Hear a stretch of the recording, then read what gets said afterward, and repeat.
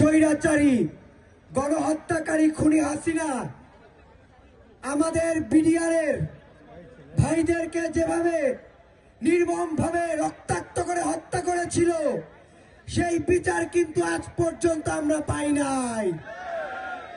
আমরা কি অন্তর্বর্তীকালীন সরকারের কাছে দাবি তুলতে পারি যেন তারা আমাদেরকে ন্যায় বিচার পাইয়ে দেয়? আমাদের কি দাবি হবে? আমরা কি খুনি হাসিনার বিচার চাই? বিডিআর পরিবার কি তাদের স্বজন হারানোর বিচার চায়? ফাঁসি ফাঁসি ফাঁসি চাই, খুনি হাসিনার ফাঁসি চাই, ফাঁসি ফাঁসি ফাঁসি চাই। দিল্লি না ঢাকা, দিল্লি না ঢাকা,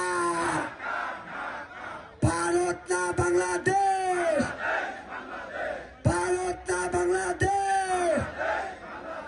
বিজেপি না বিডিআর, বিজেপি না বিডিআর, বিজেপি না বিডিআর।